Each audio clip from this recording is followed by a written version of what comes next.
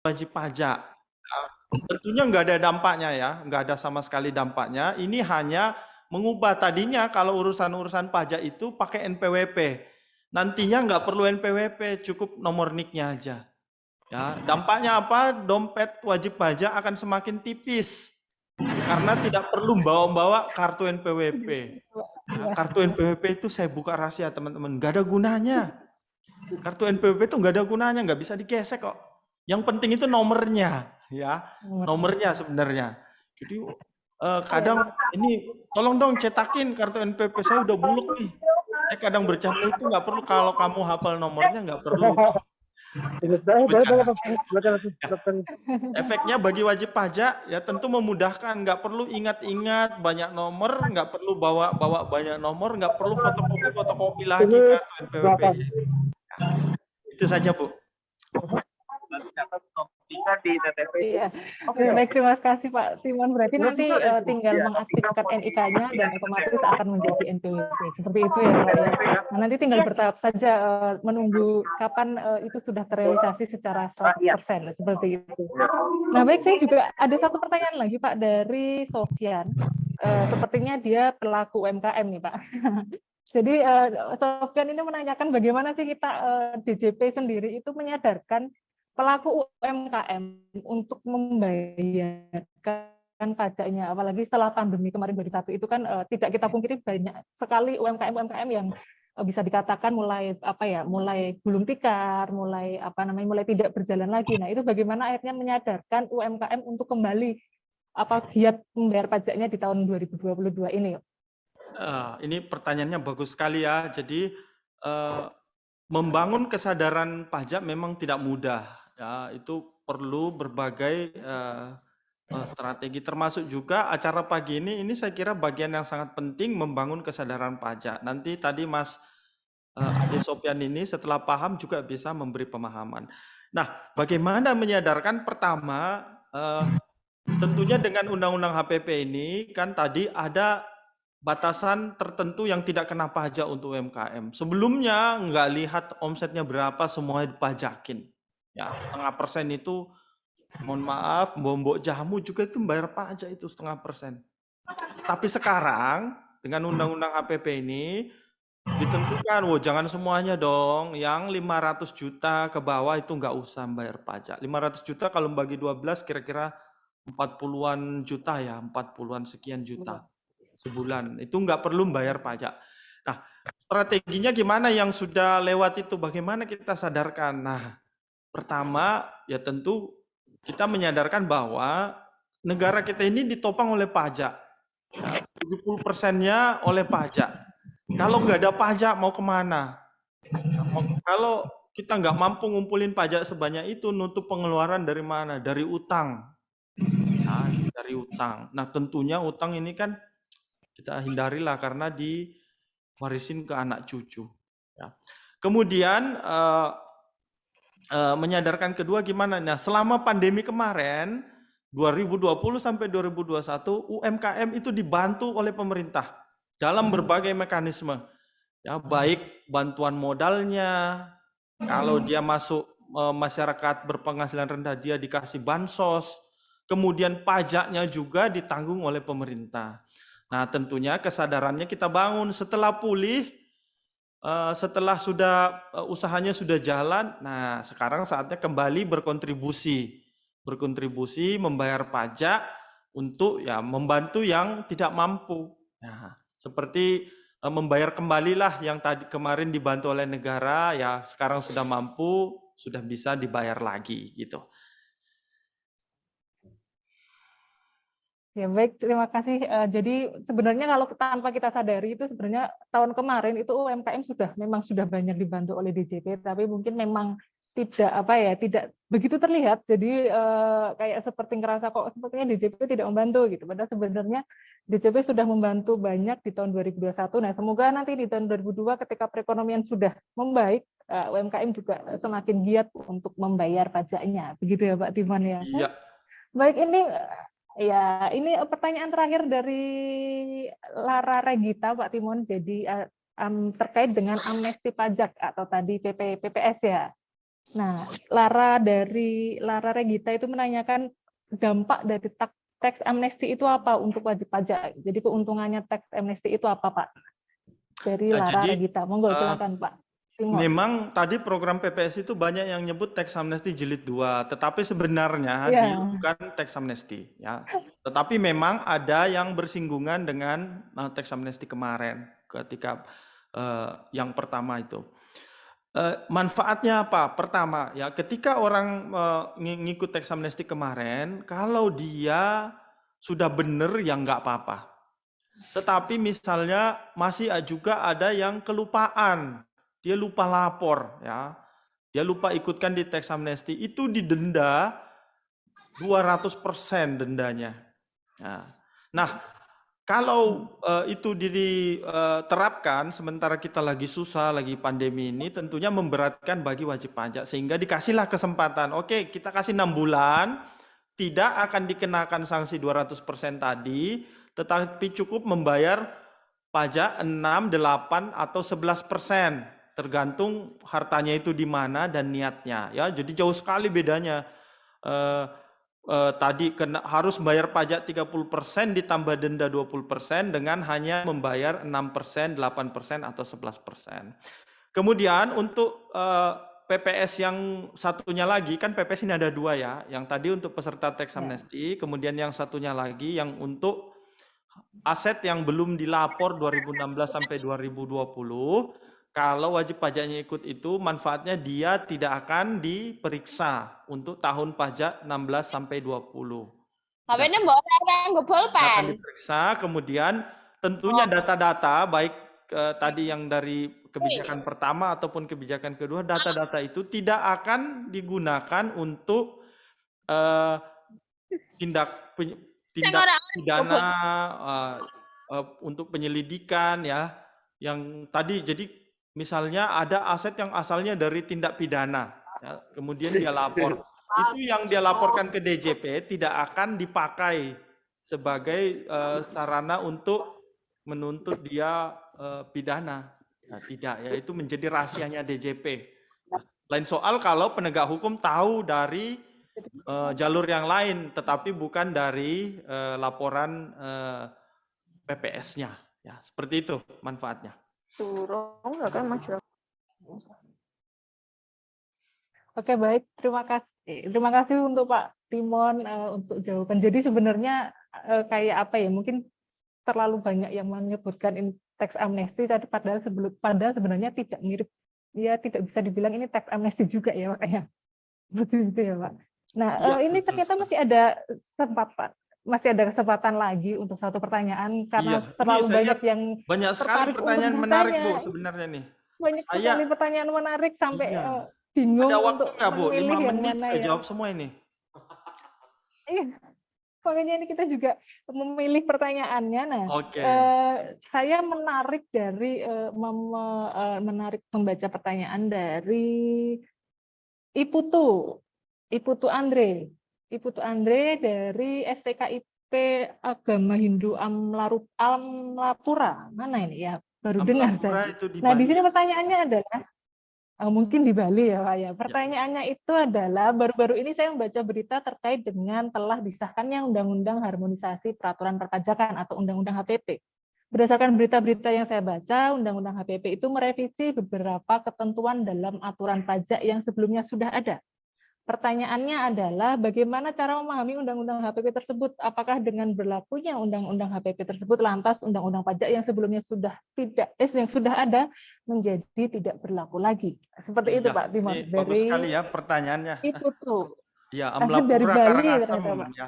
Saya pernah ke dari sana itu Karangasem. ada tempat berkemah yang bagus di sana di Karangasem. Iya dari Karangasem. Salaknya juga enak, Bu. Jadi saingannya salak Pondoh itu, salak dari sana itu. Saingannya Salak Oke. Pondo Ini dari Bali. pertanyaannya bagus sekali ya. Jadi bagaimana cara memahami Undang-Undang HPP? Nah, teman-teman, karena memang dia mengubah tadi ya banyak sekali undang-undang perpajakan. Jadi sekarang kalau membaca undang-undang ada namanya susunan satu naskah.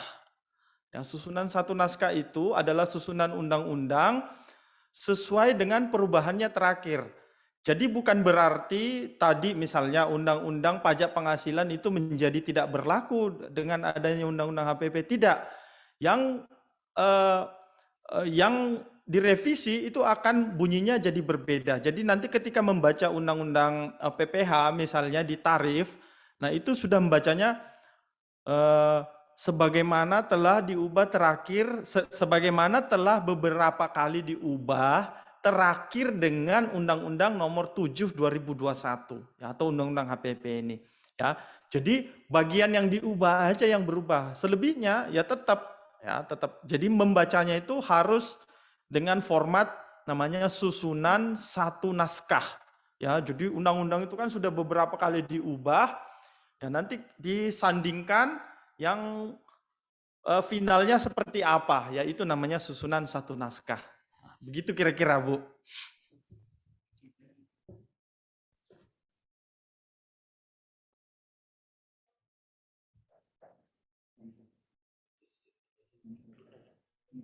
Ya, halo, bisa terdengar?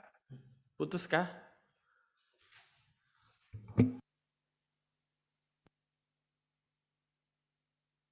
Ya, bisa terdengar, Bu? Terputus, Pak. Oh, tadi sempat putus ya? Ibunya yang Budian. Oh, Ibu Dian yang putus ya.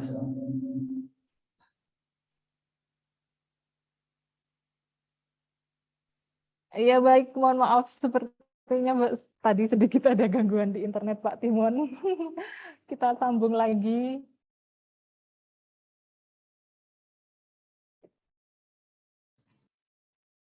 Silakan Pak Timon. Ya, Mohon maaf halo. tadi sedikit ada gangguan dari internet jadi tiba-tiba terputus. Oke, ya.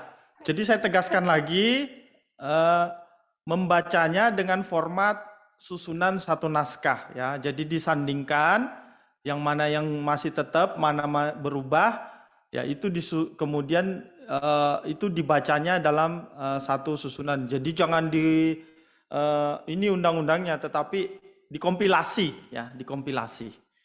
Begitu kira-kira, Bu. Ya, oke, baik, terima kasih Pak Timon. Jadi mungkin teman-teman nanti bisa mengakses susunan satu naskahnya di internet ya Pak. Maksudnya cari di internet nanti download susunan satu naskah Iya, betul. untuk undang-undang.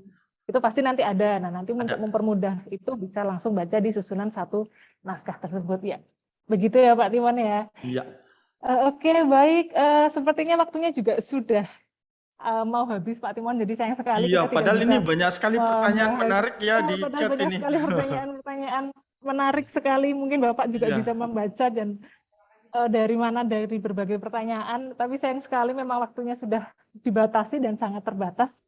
Semoga nanti kita bisa ada sesi yang kedua Betul. untuk membahas ini lagi. Betul. Begitu, Pak Timon.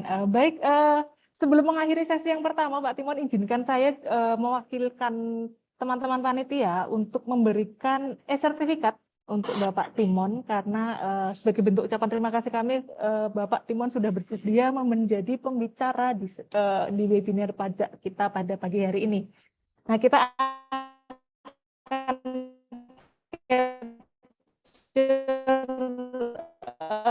tiga kali untuk pengambilan pemberian sertifikat 1, 2, 3. Sekali lagi mungkin 1, 2, 3. Sudah teman-teman panitia? Oke, sudah. Terima kasih Pak Timon Peter untuk materinya yang sudah diberikan kepada kita. Nah, sepertinya ini sedang ada gangguan lagi. Baik, terima kasih banyak, Bu. Oke. Ya, saya mohon izin karena harus ada acara lagi, tetapi nanti mungkin teman-teman saya bisa menemani sampai acaranya selesai ya. Jadi di sini ada 2 penyuluh pajak yang juga luar biasa, Mbak Wika dan Mas Roni nanti akan ngikut sesinya Oke, baik. Pak Daniel dan bisa berpartisipasi kalau ada diskusi nanti. Ya.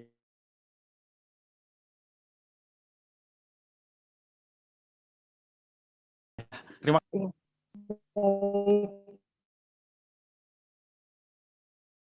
Timon Peter dan rekan-rekan di. Ya, baik teman-teman peserta, mohon maaf ini ada sedikit kendala di acara webinar ini. Semoga kendala ini tidak menghalangi kita untuk tetap mengikuti webinar ini. Nah, untuk sesi pertama sudah selesai yang sudah disampaikan oleh Bapak Timon. Nah, selanjutnya kita akan masuk ke sesi webinar yang kedua yang nanti akan disampaikan oleh Pak Daniel. Tapi sebelumnya nih teman-teman, sebelum kita ke sesi kedua, ternyata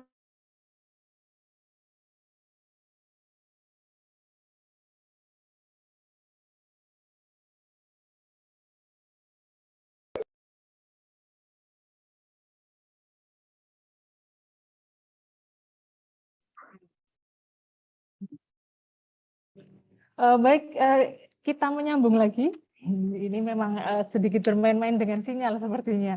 Jadi sebelum ke sesi yang kedua, ini teman-teman dari panitia itu sudah menyiapkan ice breaking, teman-teman, untuk kita tetap semangat sampai akhir acara nanti.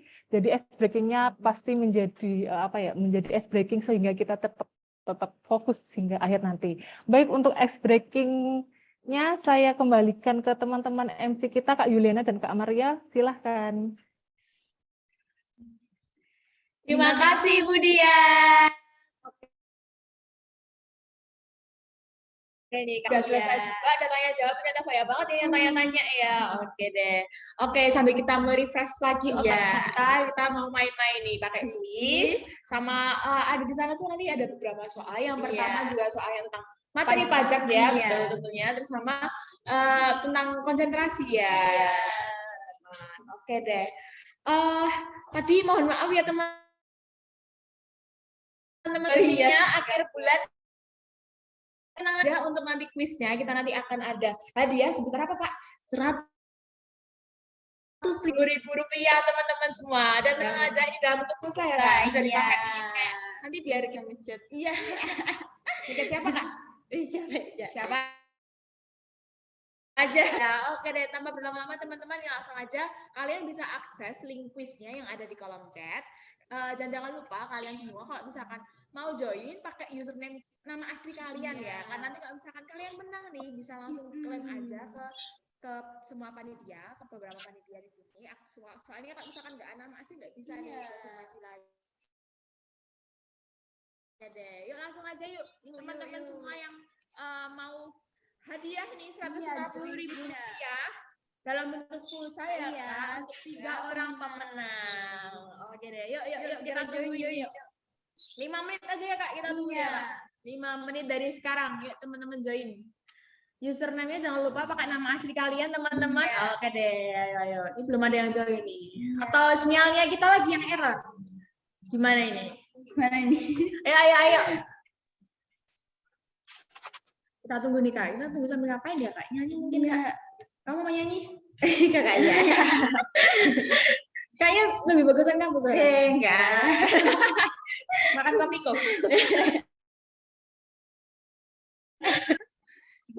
Ayo teman-teman, ayo segera join yuk. Masa kalian nggak mau 150.000 yuk. 150.000 dalam bentuk pulsa teman-teman. Kalian bisa pakai tim buat yang orang tua. Betul. Untuk anak mas ini itu ya penting banget ya. Iya, cocok banget nih. Iya.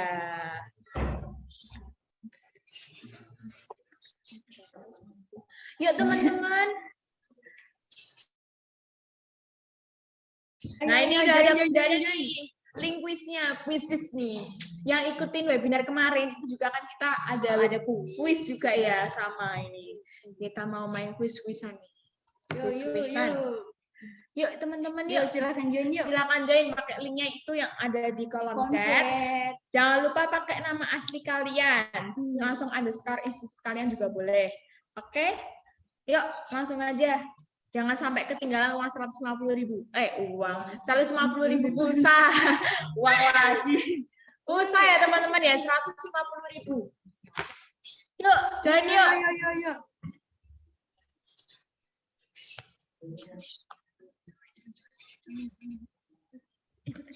Yuk teman-teman yuk. Join ditunggu. Ayo. Terus 50 yuk. Masih baru lewat 1 menit Kak ternyata Kak. 1-2 menit lah. Yuk kita tunggu lagi yuk. Ayo guys.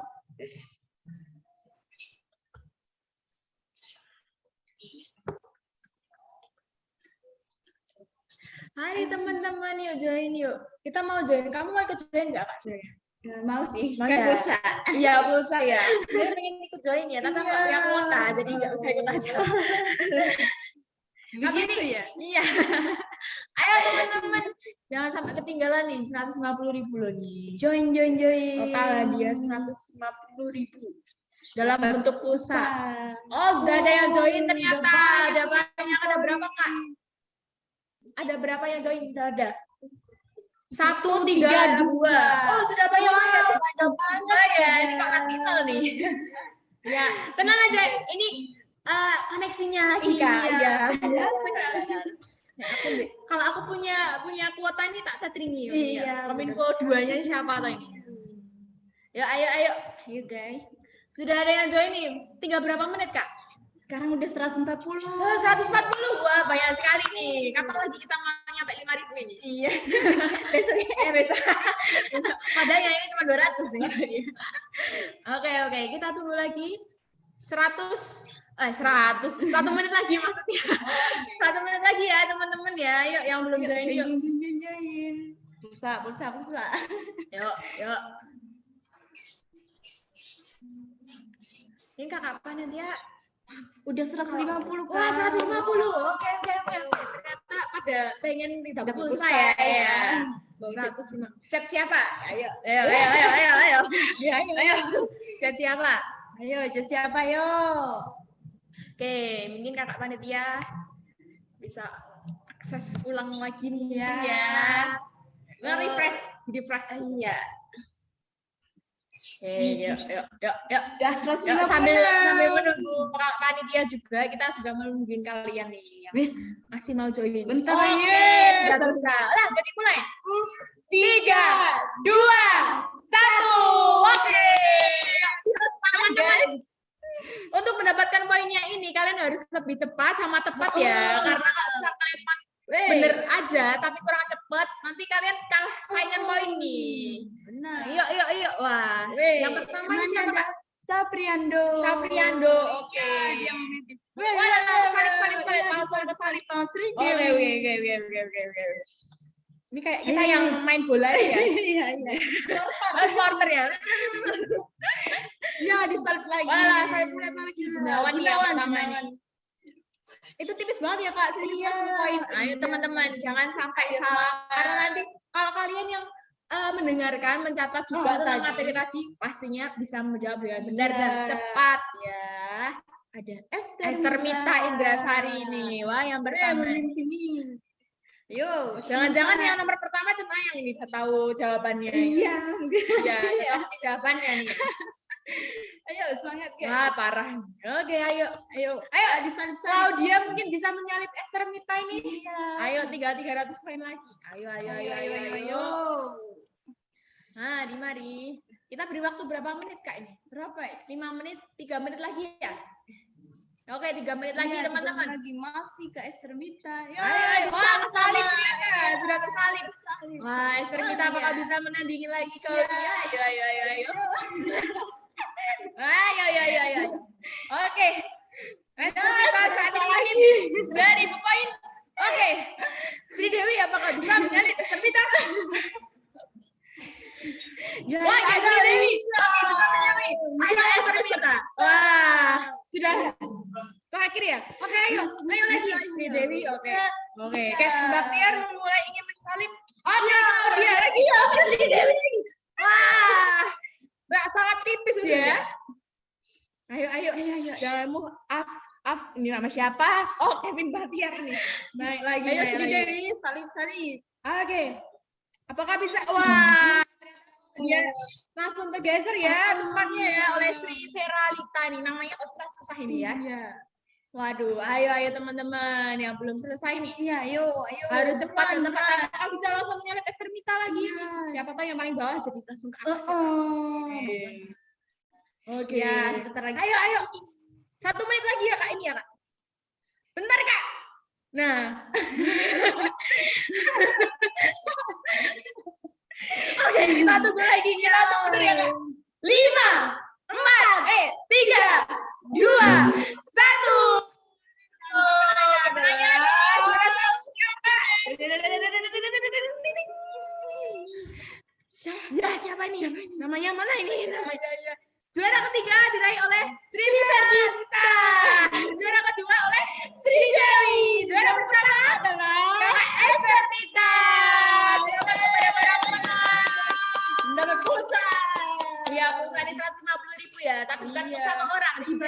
Iya. Oke. Untuk semua para pemenang bisa langsung konfirmasi kepada para panitia, bisa langsung screenshot aja tentang hasil kuisnya tadi, dikirimkan langsung ke panitia ya teman-teman, biar kalian bisa mendapatkan hadiah yang kalian inginkan ini. Oke. Kalau begitu karena kita tadi udah seru-seruan lewat kuis ya Kak, dan sambil ini mempersingkat waktu. Benar, kita langsung aja. Selanjutnya kita akan lanjut ke materi kedua. Untuk itu, Ibu Dian, waktu dan layar kami persilakan kembali. Ya baik, terima kasih Kak MC kita, menarik sekali. Lumayan dapat jajan pula. Bukan mau Ya. jajan itu sehari gitu ya. Nanti Iya, kalau dapat jajan nanti kita nggak pulsa. ditraktir dulu, kasihan ya kita. Ya. Kalau misalkan dicek. Iya, nomor saya. Oke, baik. Terima kasih ya untuk ice breaking-nya dan juga hadiah untuk peserta webinar kita siang hari ini. Oke, kita lanjut saja langsung saja ke materi yang kedua. Sepertinya sudah masih semangat-semangat juga ini untuk mendengarkan materi yang kedua. Nah, materi yang kedua ini akan disampaikan oleh rekan kerja saya. Kalau di kampus Spikmateli itu dipanggilnya adalah Coach Daniel. Nah, selamat siang Coach Daniel, apakah sudah bergabung dengan kami? Mohon maaf masih di mute. Coach. Ya, oke. Ya. Selamat siang, apa kabar? Selamat siang. Ya, gimana? Sudah semangat ini sudah siap untuk memberikan materi pengalaman untuk teman-teman peserta webinar kita siang hari ini? Ya, oke. Baik, kalau begitu Coach, tanpa untuk mempersingkat waktu, untuk waktu dan layar saya persilahkan Coach Daniel, silakan. Ya, terima kasih. Selamat siang Bapak, Ibu, dan teman-teman mahasiswa. Wah, hari ini meriah sekali ya, lihat MC-nya gitu, saya jadi ingat ini nih, acaranya Agnes sama Indra Bekti ya. Masih ingat ya kalau adik-adik yang sekarang lagi semester 3, 5 gitu ya, ada acara Tralala Trilili ya. Oke deh, intermezzo saja, kita lanjut sambil saya buka materi saya.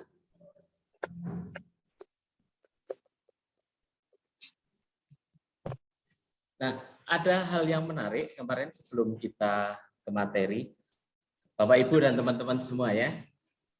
Kemarin saya dihubungi panitia kalau hari ini Pak materinya Bapak kok sama dengan materinya yang dari Kanwil nih. Oh iya Pak Timon mohon izin ya bersama teman-teman Pak Timon, Pak Roni. Nah, kemudian saya sampaikan kepada panitia, kita kan ngomongin undang-undang nih, karena kita tidak dibatasi sampai dengan bab berapanya masing-masing undang-undang, pasti isinya nanti akan banyak yang sama.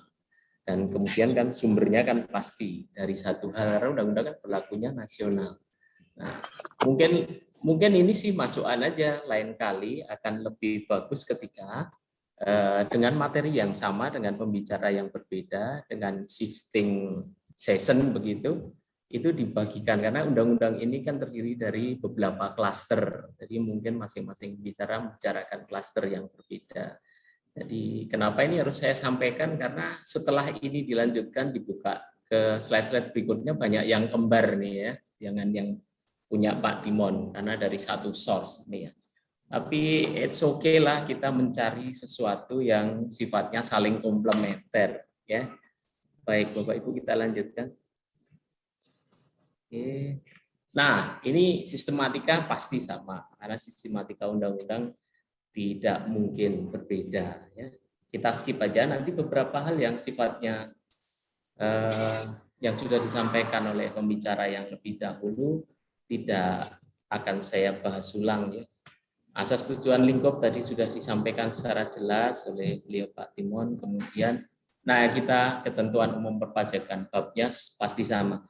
Ada yang ingin saya sampaikan di sini bahwa sebelumnya pada waktu undang-undang harmonisasi peraturan perpajakan itu belum menjadi undang-undang dan belum menjadi rancangan undang-undang, itu sebelumnya telah diajukan di dalam proses prolegnas ya. Prolegnas itu dilakukan oleh Dewan Perwakilan Rakyat di pusat.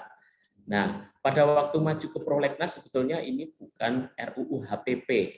Di awalnya adalah RUU KUP. Nah, KUP itu ada di sini nih. Ketentuan umum dan tata cara perpajakan. Jadi kemudian di tengah perjalanannya, karena di negara kita tahun kemarin sudah bikin Omnibus Law ya, dengan semangat yang sama, Omnibus Law tadi yang sering disampaikan kemudian sebagai undang-undang sapu jagat gitu ya. Jadi kita sudah punya undang-undang sapu jagat 2 kali ini ya. Yang pertama yang tahun kemarin itu mengenai Omnibus Law yang terkait dengan Ciptaker ya, Undang-Undang Cipta Kerja. Kemudian yang tahun 2021 itu merupakan undang-undang dengan nama Undang-Undang Harmonisasi Peraturan Perpajakan. Itu sekilas ya, sekilas sejarah terbentuknya. Penggunaan ini juga sudah disampaikan tadi oleh Pak Timon dan tim. Ada yang menarik di sini, cuman tadi ada yang sedikit perlu dicermati di sini bahwa NIK ini berlaku hanya untuk orang ya, berlaku hanya untuk orang dan nanti dijadikan sebagai angka yang sama dengan nomor NPWP-nya. Nah, yang menarik adalah ketika ini berlaku dengan orang, apakah bisa berlaku dengan badan usaha? Nah, ya kan, secara pasti karena undang-undang maka tidak mungkin. Jadi NPWP tetap berlaku pada bentuk wajib pajak badan, ya, entah itu badan usaha dalam bentuk PT, dalam bentuk CV maupun termasuk yayasan, ya, dan koperasi dan sebagainya yang sifatnya kelembagaan. Besaran sanksi jadi sudah disampaikan secara jelas oleh Pak Timon. Kita skip ya. Kemudian kuasa wajib pajak. Ini kalau bagi konsultan pajak, ini kadang-kadang ini nih agak sedikit tergelitik ini. Tergelitik gimana gitu ya. Kalau yang bergerak dalam bidang itu. Karena dulunya hal ini sering dilakukan oleh konsultan pajak, tapi per undang-undang ini diterapkan, maka siapapun boleh. Jadi tidak harus konsultan pajak. Jadi kalau Bapak Ibu yang sekarang sudah katakan punya ekspertisem di dalam perpajakan, boleh menjadi kuasa. Termasuk adik-adik mahasiswa kalau sudah jago ya perpajakan, ini kesempatan ini ya, kesempatan untuk berkarir di sini. Bisa dimulai sejak undang-undang ini berlaku. Ini tadi juga sudah disampaikan Pak Timon mengenai penegakan hukumnya. Saya skip. Kemudian ini asistensi penagihan pajak global ya. Ini join ya, biasanya join antar negara untuk saling menagihkan. Secara garis besar tadi saya sampaikan Pak Timon juga. Nah, yang berikutnya yang terkait dengan KUP ini adalah adanya penunjukan pihak lain sebagai pemotong. Di sini yang paling memungkinkan ya, ini wacana ke depan yang paling memungkinkan kalau kita sering berdagang online ya, yang punya online shop, yang sering jadi member dari marketplace. Nah, ada kemungkinan marketplace itu nanti akan ditetapkan sebagai pemotong yang ditunjuk. Tapi ini mengikuti peraturan pelaksanaan ya. Nah, yang berikutnya PPH sama. Bab 3 itu membahas mengenai PPH di undang-undang itu dan tadi sebagian besar sudah disampaikan oleh Pak Timon juga ya. Nah, apa sih sebetulnya kalau kita ngomong hal-hal yang terkait dengan natura ya. Natura itu ini dapat dibiayakan oleh pemberi kerja dan merupakan penghasilan bagi wajib pajak. Dulu teman-teman, natura itu tidak seperti ini. Jadi sebetulnya dia tidak dapat dibebankan kepada, kalau kita ngomong perusahaan ya, perusahaannya tidak boleh membiayakan, kemudian bagi penerima penghasilan atau pegawainya itu tidak merupakan penghasilan. Per undang-undang HPP ini berlaku kebalikannya. Jadi dia boleh jadi biaya bagi perusahaan, tetapi bagi karyawan yang menerima itu akan dihitung sebagai penghasilan yang dijumlah dengan penghasilan lainnya seperti gaji, tunjangan dan lain-lain. Nah, itu perbedaannya. Apa sih yang sebetulnya natura ini seringkali kita nggak selalu tahu. Nah, contoh paling gampang itu paling banyak ini ya kalau di daerah yang kota itu masih banyak yang menerima natura dalam bentuk beras. Tapi kalau di kota-kota besar fasilitas dalam bentuk apartemen, fasilitas dalam bentuk mobil khusus untuk direksi, komisaris itu merupakan natura. Nah, selama sebelum undang-undang ini ditetapkan, hal itu sempat menjadi bagian untuk dalam tanda kutip menyembunyikan ongkos supaya tidak terlalu kena pajak PPh yang besar. Makanya terus ditentukan ini bagi penerima itu menjadi objek pajak, kemudian bagi pemberi atau si perusahaan boleh dikurangkan. Oke.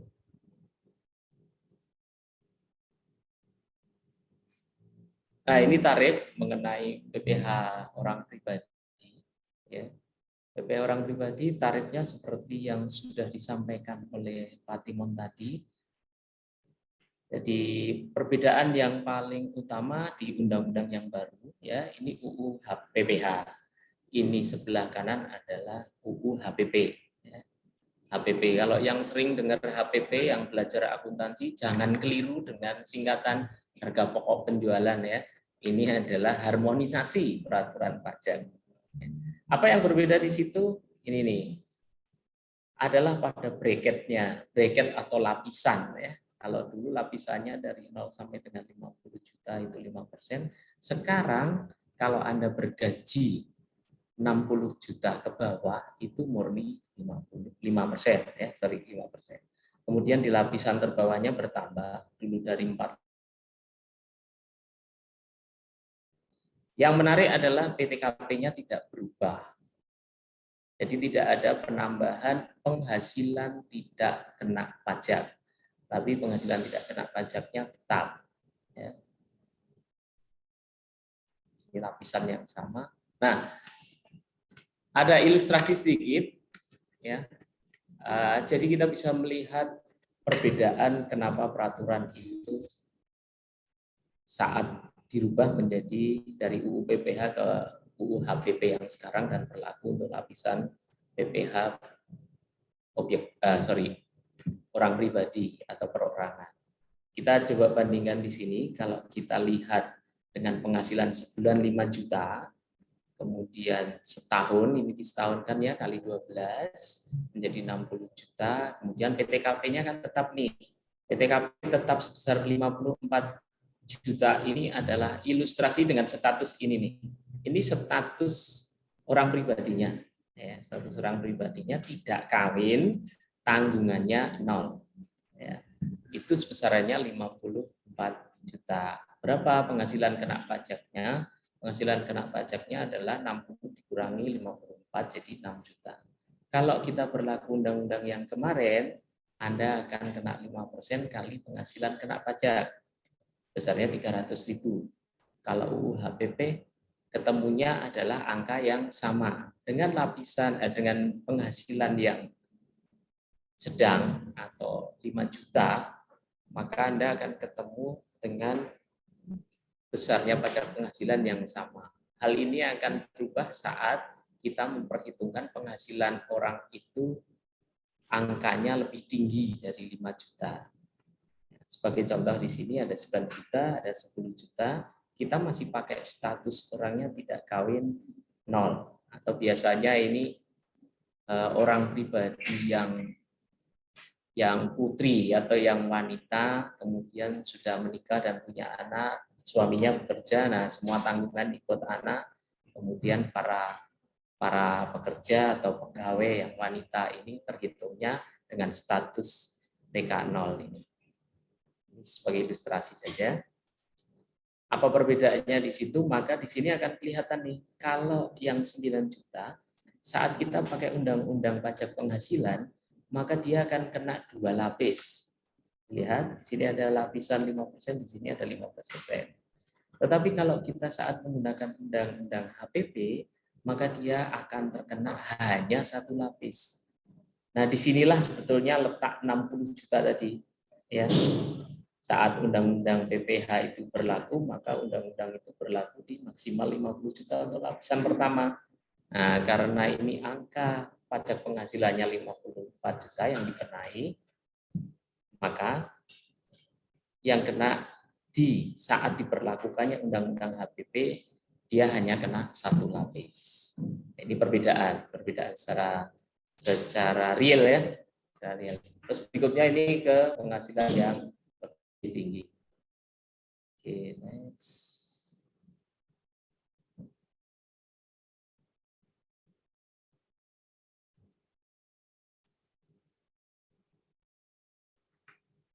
Ini juga sudah disampaikan Pak Timon tadi, ya. Jadi ini kita berbicara mengenai pajak penghasilan badan, ya. Kan wajib pajak itu ada 2 ya.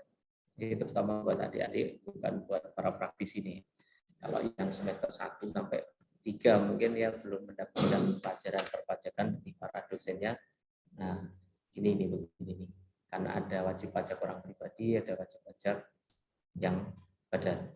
Badan ini terdiri dari macam-macam. Ada PT, ada CV, yayasan, koperasi, dan lembaga-lembaga lain. Nah, dulu waktu ini, ya ini Perpu 1 2020 atau Undang-Undang Nomor 2 2020, ini adalah Undang-Undang Ciptaker, ya, Undang-Undang Cipta Kerja.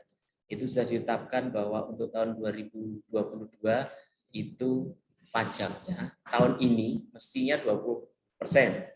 Tetapi dengan munculnya Undang-Undang Harmonisasi Peraturan Pajak, maka tarif ini di-cancel.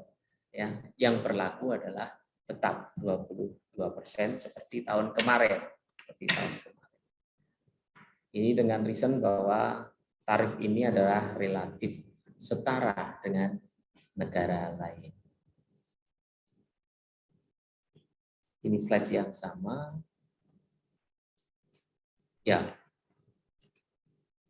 Terkait PPh lagi, di sini masih ada yang namanya batas peredaran info. Ini terkait dengan UKM, ya. Karena pada waktu kemarin UKM lebih dari 0 akan dihitung pajaknya dengan 0,5%. Nah, dengan munculnya HPP tadi, yang akan dikenai jika dia lebih dari 500 juta setahun, baru dihitung pajaknya. Saya bikin ilustrasi sedikit di sini. Ya, nah ini bisa Bapak Ibu dan teman-teman perhatikan. Ini merupakan bentuk keberpihakan pemerintah kepada pengusaha kecil dan masyarakat. Nah, ini kita lihat ini. Ada perbedaan undang-undangnya ketika ini berlaku. Jadi kalau dalam setahun, ini kita bikin rata ya, sebulan omset si UKM adalah 100 juta. Jadi nanti kalau di total, itu dalam setahun, maka dia akan ketemu 1.200.000.000. Nah, disinilah kita akan bisa melihat apa perbedaan undang-undang yang kemarin dengan UU HPP. Nah, kalau dulu sebelum UU HPP diterapkan, maka saat orang itu di bulan Januari dapat omset 500.000. Begitu juga dengan bulan-bulan berikutnya. Saat diterapkannya UU HPP, maka pada bulan Januari dia tidak akan membayar pajak atau tidak perlu membayar pajak. Bulan Februari juga belum membayar pajak. Bulan berikutnya sampai bulan dia terkumpul akumulasi 500 juta, nah baru dia bersiap-siap ini akan membayar pajak. Nah, karena kita tahu di sini ilustrasinya dengan omset 100 juta, maka di bulan ke-6 dia sudah tembus ya, tembus dari 500 juta. Saat tembus dari 500 juta inilah maka mulai dihitung. Hitungnya berapa?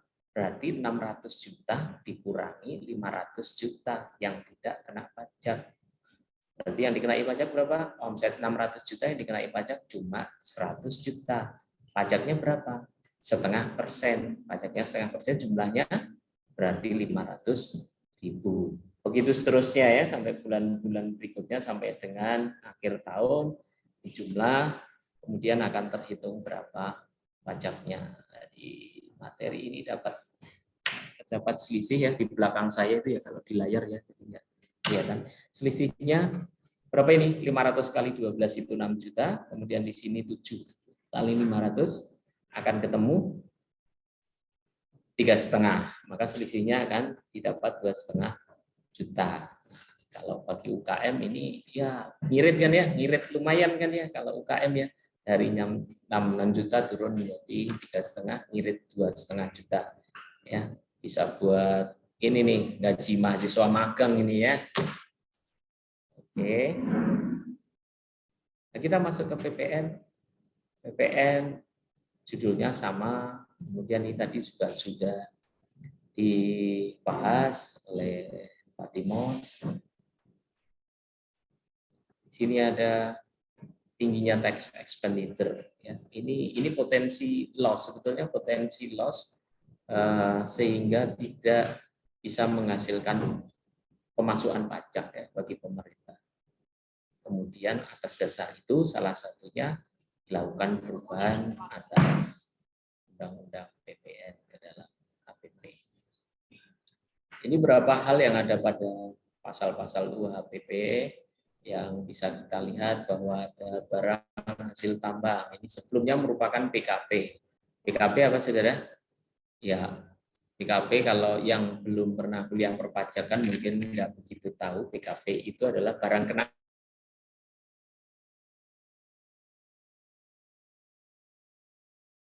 barang yang di sebelah kiri ini, di kelompok barang terbitnya untuk HPP, dia menjadi barang kena pajak.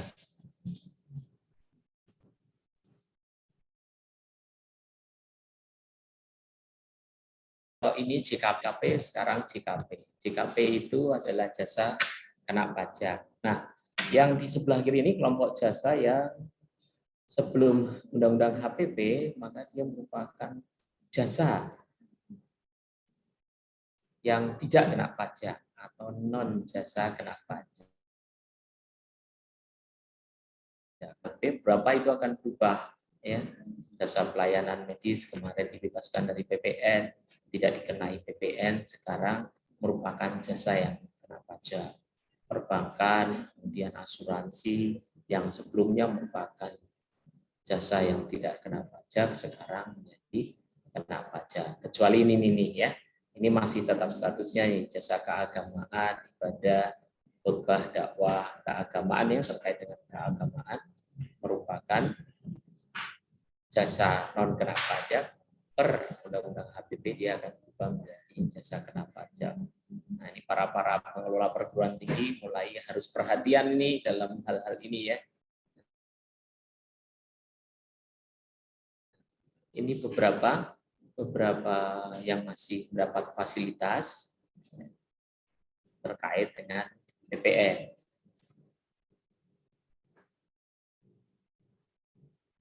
Wah, ini ada yang tanya boleh di-share enggak ya? Boleh ya, boleh. Nanti akan di-share panitia ya, saudara-saudara.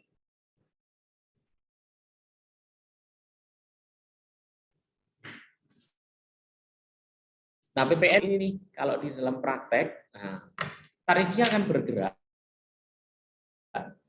Dan yang perlu diperhatikan adalah sampai dengan Maret 2022. Berarti kita tinggal 2,5 bulan lagi ya, berhak menggunakan tarif sebesar 10%. Sebesar 10%. Mulai 1 April dia akan perhitungannya akan naik menjadi 11%. Nah, ini bagi para pelaku usaha yang saat ini sering membuat faktur pajak perlu beware di sini ya. Nah, perlu perhatian. Jangan sampai nanti menerbitkan faktur pajak dengan angka masih 10%, menjadi 11%. Meskipun sedikit rumit nanti di dalam menghitungnya ya, menjumlahkannya. Nah, ini dalam waktu dekat ini sudah mulai berlaku. Kemudian nanti dibatasi sampai dengan akhir 2024 dan paling lambat start itu 1 Januari 2025, tarif pajak PPN akan naik menjadi 12%. Kalau ini paling lambat berarti bisa berlaku sebelumnya. Ya. Ini terdapat kemudahan dan penyederhanaan yang perihal UU HPP yang terkait dengan hal-hal yang masih terkait dengan PPN. Mempunyai ini nih PKP yang punya peredaran usaha tidak melebihi jumlah tertentu, kemudian melakukan usaha kegiatan tertentu, ini pasti diatur dengan aturan pelaksanaan yang akan disusulkan selaku ya. Kemudian di sini, nah contohnya ini tidak perlu saya sebut satu-satu. Ini contoh dari implementasi kemudahan dan penyederhanaannya berlaku bagi mereka ini yang ada di sini.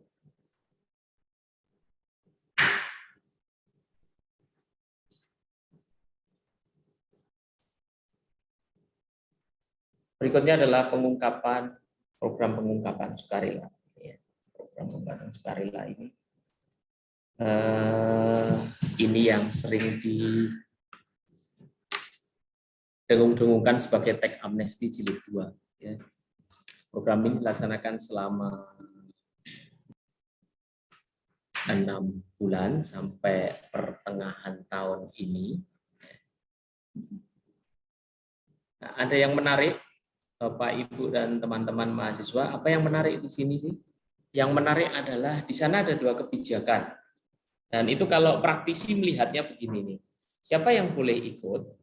Nah, ini kalau kebijakan satu itu berlaku kepada alumni ya. Ya, kalau kami menyebut alumni nih, alumni peserta teks amnesti tahun 2016 yang lalu. Melaksanakan teks amnestinya kan tahun 2016 yang lalu. Nah, kebijakan satu itu berlaku bagi para alumni, artinya orang-orang yang sudah mengikuti atau badan usaha yang sudah mengikuti teks amnesti tahun 2016 yang lalu. Tetapi dia masih punya harta yang saat itu belum diungkap. Nah, berapa tarif yang berlaku? Nah, daripada kena hukuman pas final ya, ada istilah pas final yang dipakai yang angkanya 200% tadi yang disampaikan Pak Tuan. Nah, mending mengambil ini kan untuk mengungkapkan kembali. Nah, ini kalau kita ada deklarasi dalam negeri tetapi diinvestasikan, maka dia cukup dikenai tarif final pengungkapan 6%. Kemudian kalau dia diambil dari luar negeri, kemudian dia hanya declare ini ya.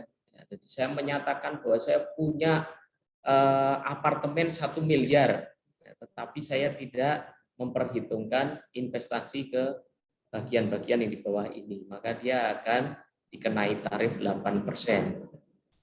Nah, kemudian ada kebijakan yang kedua, nah ini secara khusus ini berlaku bagi orang pribadi saja, tidak berlaku bagi badan usaha. Dan perbedaannya adalah harta yang dimiliki di kebijakan 2 ini diperoleh dari setelah berlalunya teks amnesti tahun 2016. Jadi yang diperoleh dari tahun 2016 sampai tahun 2020. Sedangkan angka-angka untuk tarif finalnya seperti ini ya.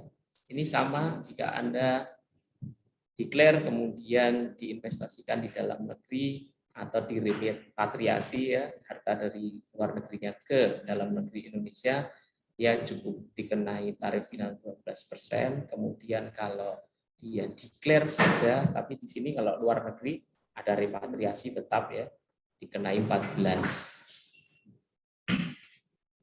Dan seterusnya ini Bapak Ibu. Nah, tetapi begini, meskipun kita sudah declare dan karena dia punya kewajiban repatriasi tapi gagal, ternyata ada juga sanksinya ya. Ini perlu diperhatikan oleh Bapak Ibu dan teman-teman yang orang tuanya mungkin punya harta yang belum dilaporkan ya. Ini perlu diperhatikan jangan sampai terkena sanksi. Ya, jadi kalau janji declare kemudian diinvestasikan ya segera investasikan dalam batas waktu yang sudah disediakan waktunya oleh aparatur negara ya. Ini masih skema sanksi. Pajak karbon tadi sudah diulas banyak oleh Pak Timon, jadi tidak usah saya ulas ya sambil ini nih biar jadi on time nih karena sudah di warning oleh panitia ini ya, waktunya sudah mau habis.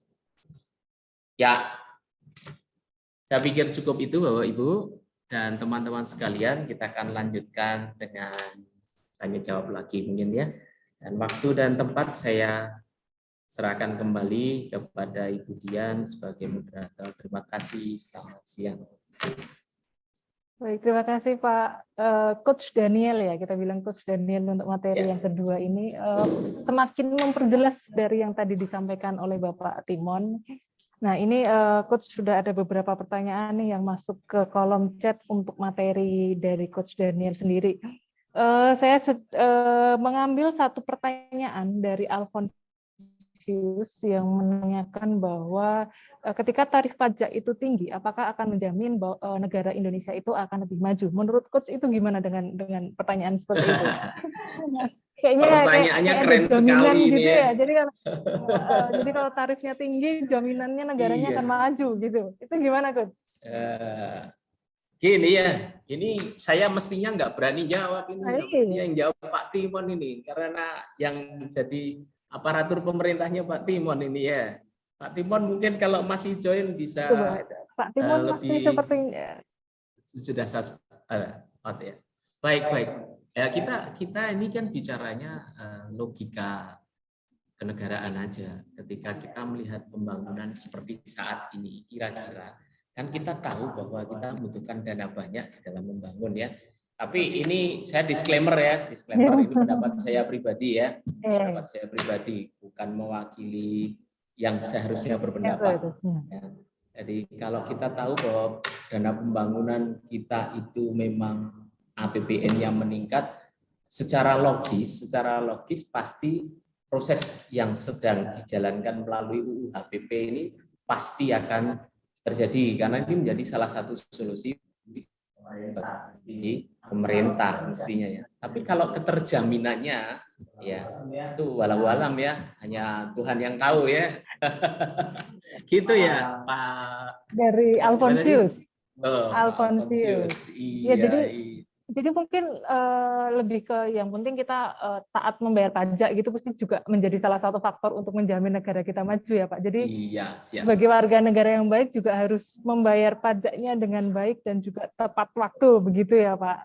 Ya. Jadi tidak hanya tarifnya saja, tapi kesadaran kita untuk membayar pajak juga akan membuat negara kita akan lebih maju begitu ya Coach Daniel. Ya. Baik, mungkin pertanyaan yang kedua juga ini juga cukup menarik untuk saya bacakan. Itu pertanyaan dari Sofyan. Nah, ini dari Ade Sofyan Pak dari Unram. Pertanyaannya adalah apa saja yang menyebabkan PTKP itu tidak berubah seperti yang disebutkan oleh Coach Daniel barusan? Jadi apa yang membuat PTKP tidak berubah? Padahal mungkin tarifnya berubah ya, tapi PTKP-nya kenapa tidak berubah? Seperti itu, Coach. Ya. PTKP itu singkatannya penghasilan tidak kena pajak. Ini kalau kita bicara dari sisi praktisi, kita melihatnya bahwa itu policy pemerintah. Dan kalau itu jadi policy pemerintah kan artinya yang menggodok adalah orang yang membuat undang-undang nih. Nah, pasti Dewan sudah punya pertimbangan untuk hal-hal yang seperti itu. Jadi kalau itu disampaikannya kepada praktisi seperti kami, nanti akan jadi bias ya disampaikan, itu pasti dari sisi kami. Intinya kan ya karena pemangku kebijakan menentukan hal itu, maka hal itu akan dianggap masih relevan saat ini. Mungkin gitu ya Mas Sofyan atau Pak Sofyan ya. Oke. Jadi mungkin ya itu Mas Ade Sofyan dari Unram penjelasannya. Jadi mungkin masih dianggap relevan ya Pak. Jadi tidak perlu ada perubahan-perubahan lagi untuk PTKP-nya. Nah, mungkin banyak saya juga menarik untuk menjawab pertanyaan dari ini dari Kristabella STIE Santo Pignatelli. Kristabella itu menanyakan mengapa perubahan-perubahan yang ada dalam Undang-Undang HPP itu tidak berlaku pada waktu yang sama, di mana masing-masing klaster seperti tadi yang sudah disebutkan itu memiliki waktu yang berbeda-beda. mungkin ingin lebih memahami kenapa sih Ya. undang-undang itu tidak dikeluarkannya tidak langsung aja bareng gitu. Januari misal semua undang-undang diberlakukan. Nah, itu kenapa harus ada perbedaan tersebut, Coach? Ya, itu pertimbangan realnya yang mengetahui pasti si pemangku kebijakan ya. Tapi kalau saya melihat dari beberapa hal yang berlakunya kapan, itu melihat dari sejak kapan undang-undang yang diganti itu berlaku. Kelihatannya mengikutinya seperti itu. Tapi ini kembali saya disclaimer ya. Ini pendapat saya pribadi, bukan pendapatnya pemangku kebijakan. Kayak kenapa PPN berlakunya di Maret? Karena pada waktu di PPN itu munculnya di bulan yang sama. Ya. Jadi kalau kita melihat adalah hal-hal yang terkait, mungkin mereka mempertimbangkan jangka waktunya yang pas dan dengan perhitungan yang sudah ditetapkan oleh para pemangku kebijakan ini atau Dewan dan pemerintah ya. Oke, dapat dilanjut. Jadi memang tergantung pemerintahnya ya Pak, kira-kira kapan mau mengeluarkan. Iya pasti, karena kalau kita bicara mengenai undang-undang, iya pasti yang. Jadi sudah ada pertimbangan-pertimbangan yang mungkin tidak dijelaskan kepada wajib pajak kenapa harus sekarang. Nah, itu sudah ada pertimbangannya masing-masing. Dan ya, mungkin lagi juga ada gini, memberi kesempatan ya dengan sosialisasi lebih awal, memberi kesempatan kepada para wajib pajak untuk prepare ya, mempersiapkan saat undang-undang itu berlaku betulan ya. Gitu. Oke, baik, terima kasih Coach Daniel untuk penjelasannya. Nah, ini menjadi pertanyaan terakhir ini mungkin Coach, pertanyaan terakhir dan juga mungkin bisa menyimpulkan Coach Daniel itu kan sebagai konsultan ya, kita bilang sebagai konsultan pajak, dan ini juga menyambung dari pertanyaan Restia Lodge dari STI Santo Pignatelli. Apakah dampak undang-undang HPP kepada masyarakat nih Coach? Jadi sebagai praktisi yang juga terjun langsung ke lapangan dan berhadapan langsung dengan masyarakat dan juga klien-klien Coach mungkin, nah itu bagaimana dampak real undang-undang HPP tersebut kepada masyarakat? Ya, kalau kita bicara mengenai dampak kepada masyarakat, ya, itu pasti ada dampak yang positif, ada yang negatif. Itu secara nyata pasti nanti akan ada. Cuman ini di dalam persepsi ini ya, di dalam persepsinya masing-masing. Jadi kalau kita tahu nih, misalnya begini nih, kita ngomongin apa nih? Oh, ngomongin mengenai pegawai dengan gaji yang tanggung, ya, yang sebulan 5 juta atau 6 juta. Maka dia akan terkena lapisan pajaknya kan kecil. Kalau dulu gaji 55 juta setahun sudah dikenai pajak sampai 2 lapis, maka setelah berlaku undang-undang ini dia cukup dikenai 1 lapis. Itu kalau bagi kita pekerja yang bekerja murni itu melihatnya seperti apa? Kan kena pajaknya jadi lebih kecil, ya kan? Itu di sisi. Kalau pekerja yang dengan lapisan itu maka dia akan seneng dong, ya. Kemudian pelaku UKM kalau ternyata jualannya sebulan hanya 25 juta, ya 25 juta kalau setahun berapa berarti? Kalau setahun maka dia akan ketemu 300 juta kan ya, 300 juta kena pajak nggak? Enggak. Kalau kemarin 300 juta kena pajak berapa? 0,5% dari 300 juta? 1.500.000 kan ya, dalam setahun dia harus bayar 1.500.000. Nah, itu di satu sisi kita melihat sisi oh ya positifnya di situ.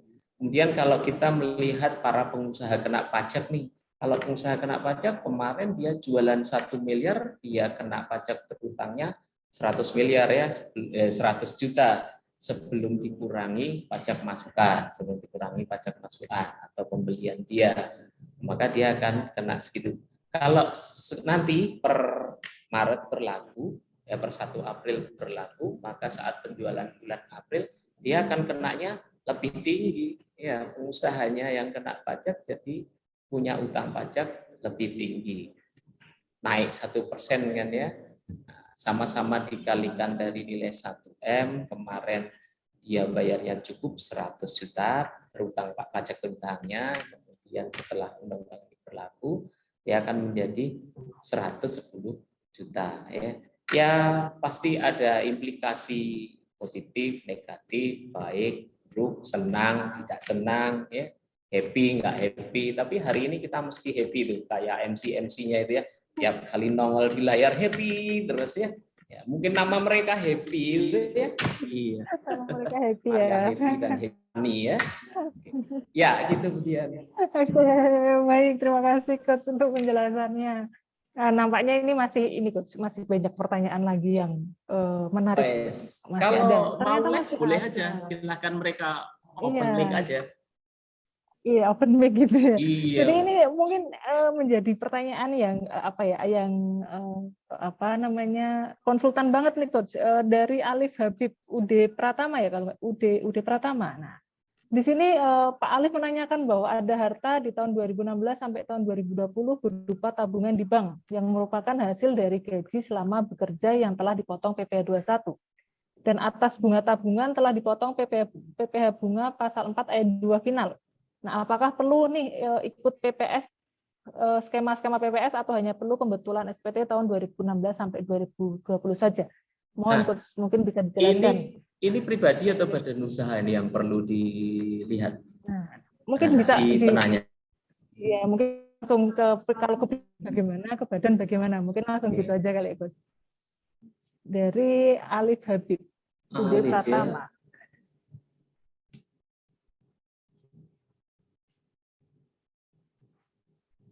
Bisa ditayangkan Alif ya. Itu. Ya.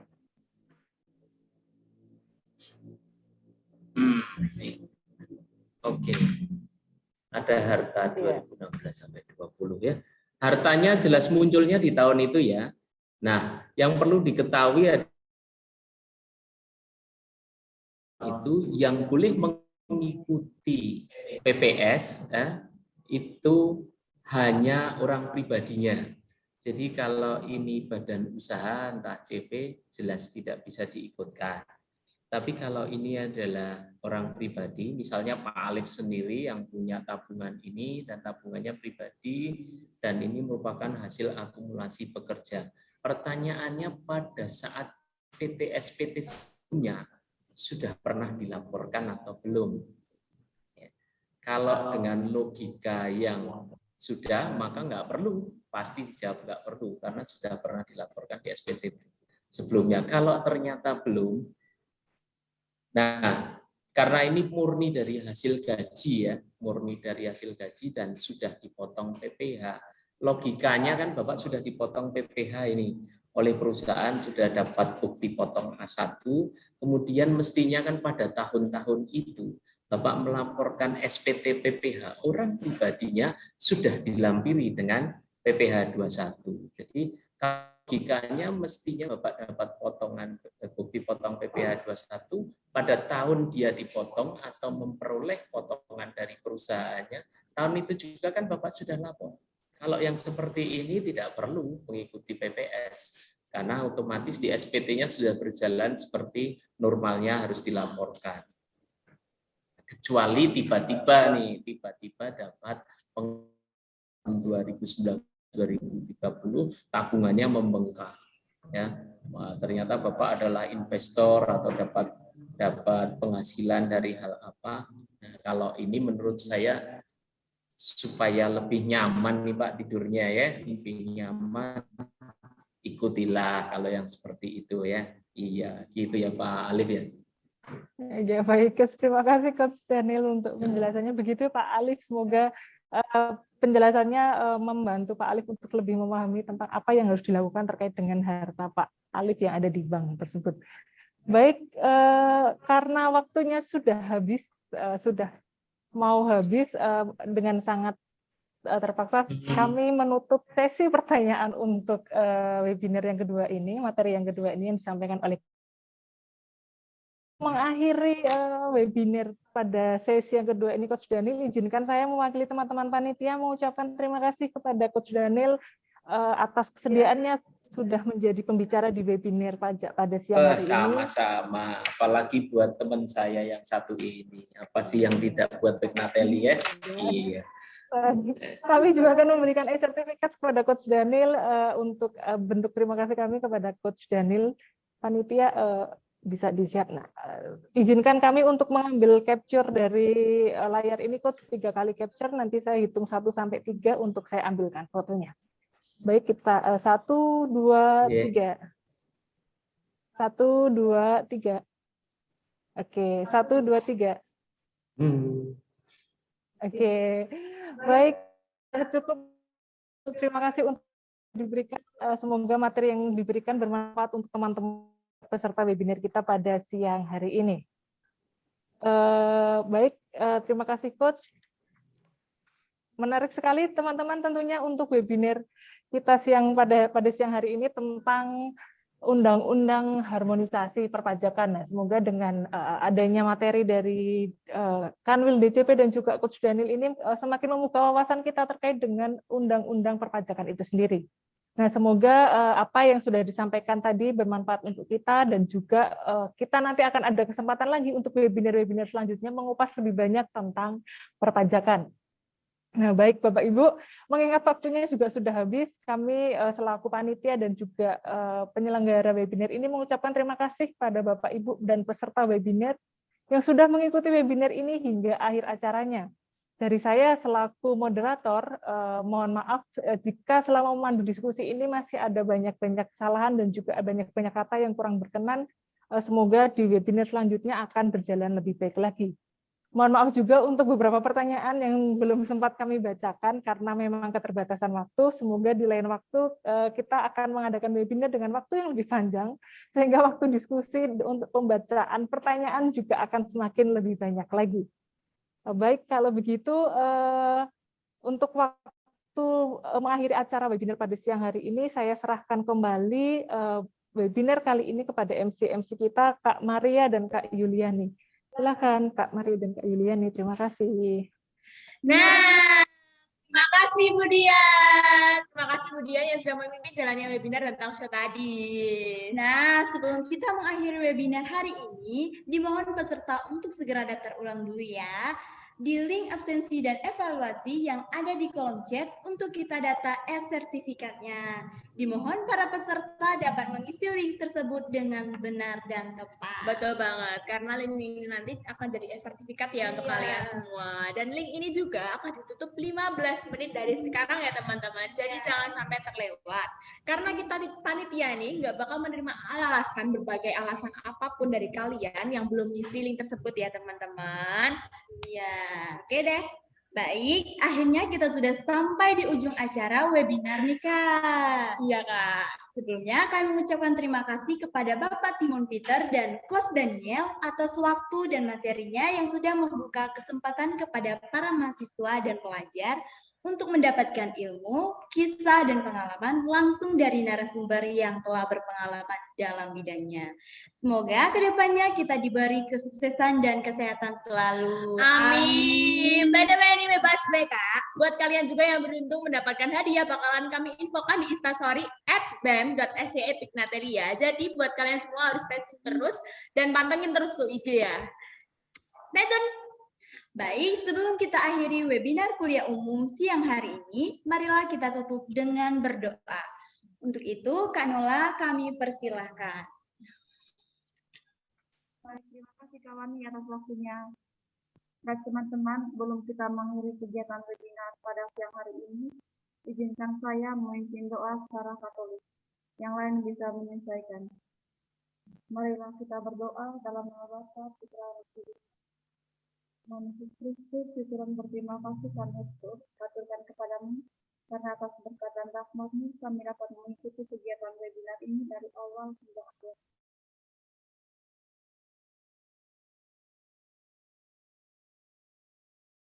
Semoga materi yang kami dengar pada siang hari masa depan akan pulang.